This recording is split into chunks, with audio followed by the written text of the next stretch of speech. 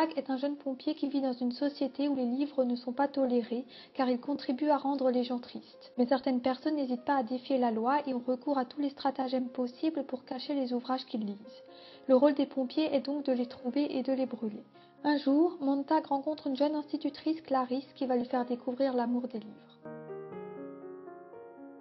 Fahrenheit 451 est un film de science-fiction réalisé par François Truffaut en 1966. Ce long métrage est son premier film en couleur.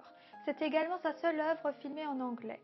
Ce film est une adaptation du roman du même nom écrit par Ray Bradbury, publié en 1953.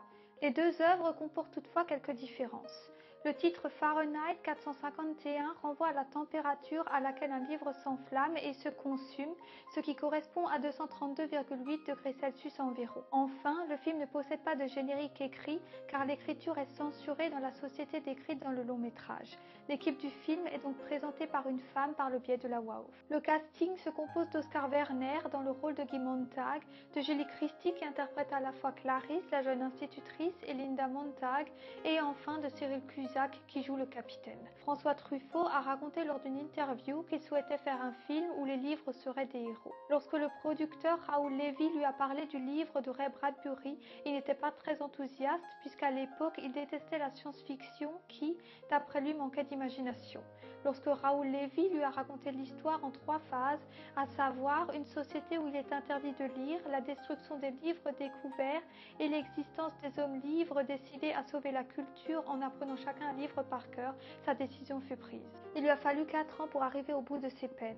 Il a dû surmonter de nombreux obstacles, à commencer par la langue, le sujet du film un peu spécial, l'impossibilité de trouver un financement d'un tel film en France et les possibilités de le faire.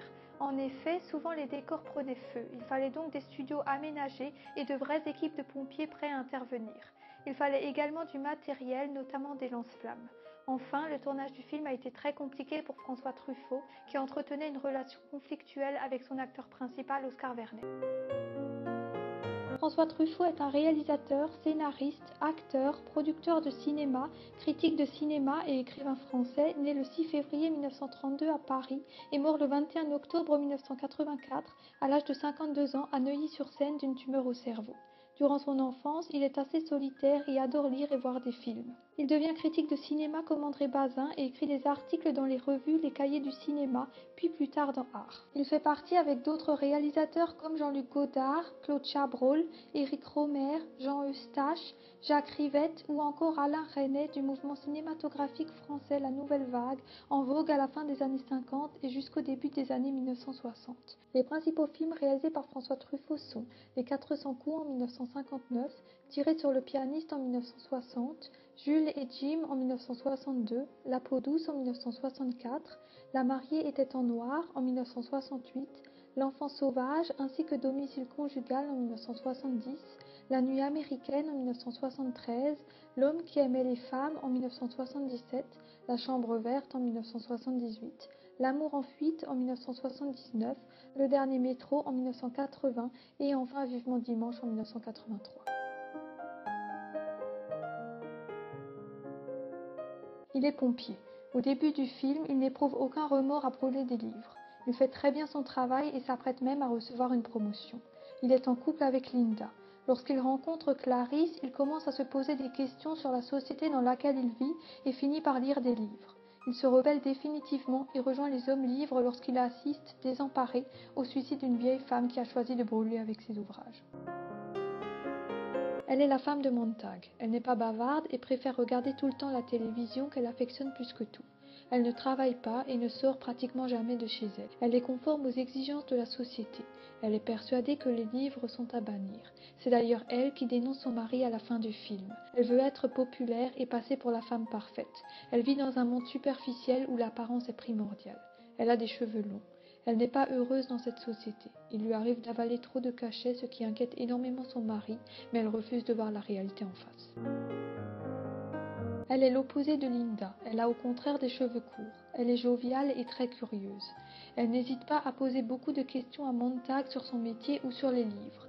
Elle a également le contact facile. Elle adore les livres et ne possède pas de télévision chez elle. Elle est institutrice mais a été congédiée. Elle est à part et est rejetée par la société. Elle vit avec son oncle et réussit à se sauver avec sa complicité lorsque les pompiers arrivent chez eux. Elle fait partie des hommes libres. Linda et Clarice sont interprétées par la même actrice, Julie Christie. Ce choix délibéré du réalisateur permet de mettre en évidence leurs points de vue et comportements opposés. Le film Fahrenheit 451 se passe dans un pays inconnu à une époque indéterminée.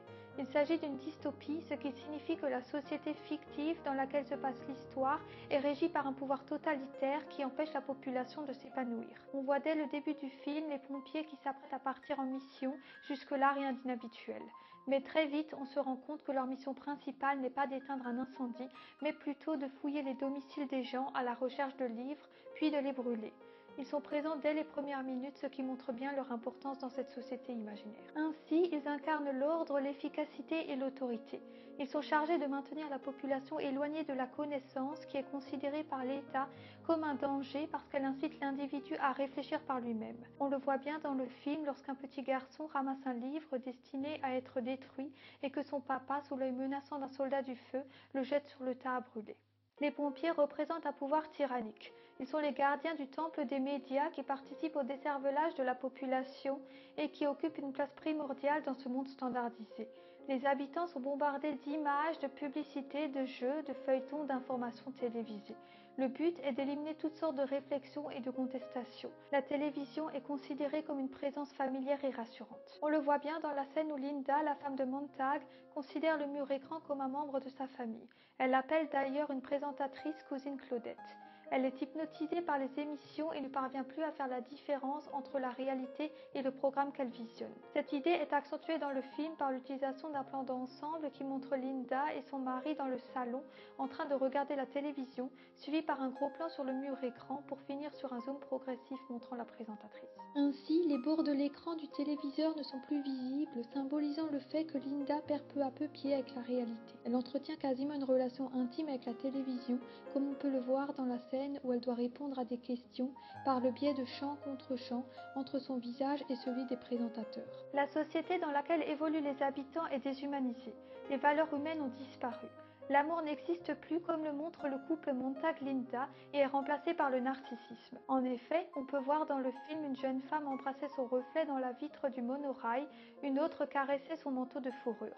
Quant à Linda, elle s'auto-caresse. Enfin, le capitaine offre à ses soldats méritants une médaille à son effigie. L'autorité ensuite apparaît partout. Déjà dans le générique, les antennes s'érigent comme des doigts pointés qui scrutent, désignent et accusent. Les individus sont fichés et incités à dénoncer des personnes ne respectant pas la loi.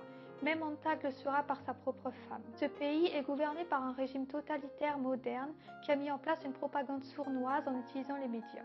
La diffusion d'images remplace l'intelligence, la communication, la critique. Les individus sont manipulés. Pour renforcer le sentiment d'oppression et d'enfermement, le réalisateur utilise un langage cinématographique approprié. Les lignes verticales sont omniprésentes. On pense à la barre sur laquelle glissent les pompiers pour rejoindre leur véhicule rouge, couleur qui indique d'ailleurs l'interdiction, que ce soit la défense de lire, de penser par soi-même, d'être différent. La cité, à l'architecture rectiligne, ainsi que les troncs des arbres rappellent les barreaux d'une prison. Dans ce monde, la coupure de l'homme avec ses racines est de plus en plus présente.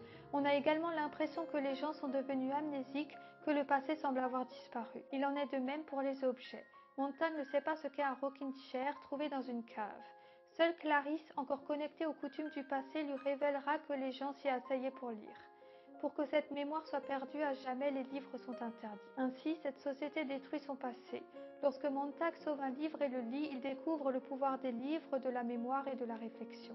Mais cette découverte ne se fait pas sans peine pour lui puisqu'elle l'oblige à redoubler d'efforts et de volonté. En effet, on le voit bien dans le film lorsque Montag débute sa lecture du livre David Copperfield, écrit par Charles Dickens. Ce dernier est très concentré, lit à voix haute, tout en s'aidant de son doigt, un peu comme un enfant qui apprend à lire. Le réalisateur a choisi de faire cesser la musique de fond lorsque Montag entame sa lecture à voix haute pour montrer que ce dernier a besoin de beaucoup de concentration pour effectuer cette tâche et que pour lui elle n'est pas banale. Les plans utilisés qui se rapprochent de plus en plus de la page et qui suivent ensuite le cheminement du doigt du personnage retranscrivent bien le côté fastidieux de la lecture. Ils évoquent également la satisfaction qu'éprouve ce dernier lors de cette activité. Le réalisateur cherche enfin à nous montrer par le biais de cette séquence que Montag n'est pas habitué à ouvrir un livre car ce dernier lit même des informations qui n'ont aucun intérêt, comme par exemple l'adresse de la maison d'édition. De plus, les livres sont considérés dans le film comme une entité vivante. En effet, dans les scènes où l'on voit des ouvrages brûlés, on a l'impression que ces derniers se tordent et se battent contre le feu pour ne pas être consumés. Lorsque l'on voit le livre Mein Kampf, écrit par Adolf Hitler, on ne peut s'empêcher de penser à l'autodafé orchestré par les nazis lors du Troisième Reich le 10 mai 1933, avec la mise à feu de dizaines de milliers de livres en Allemagne. Lorsque Montag assiste à la mort de la vieille dame brûlant avec sa bibliothèque, il en est bouleversé et se révolte contre son capitaine. Lorsqu'il immole ce dernier, il atteint le point de non-retour. C'est ainsi qu'il franchit le pas et va rejoindre les hommes livres qui habitent dans la forêt dont Clarisse fait partie. Leur rôle est d'apprendre un livre par cœur avant de le détruire pour le conserver dans leur mémoire en attendant d'être imprimé dans un meilleur avenir. Ils se nomment par le titre du livre appris par cœur. Les personnes qui sentent leur mort proche transmettent le contenu du livre à la nouvelle génération. De ce fait, le savoir est toujours perpétré. En effet, on peut voir dans le film un vieil homme communiquer à son neveu le contenu de son œuvre avant de mourir. Fahrenheit 451, tourné en 1966, reste un film d'actualité. Il nous met en garde contre le danger d'une société dictée par la pensée unique. Il dénonce le rôle des médias qui nous abreuvent à longueur de journée d'images. Les chaînes d'information nous abrutissent, nous dépriment et nous empêchent de développer nos propres idées. Le film fait également passer un message d'espoir car la société dépeinte n'est pas viable. Il nous rend attentifs à l'importance de la littérature et de la culture indispensables à notre épanouissement. Fahrenheit 451 est un plaidoyer pour le plaisir du texte. Voilà, ma vidéo est finie, j'espère qu'elle vous aura plu. N'oubliez pas de vous abonner, de liker et de nous laisser un petit commentaire. A très vite pour une nouvelle vidéo.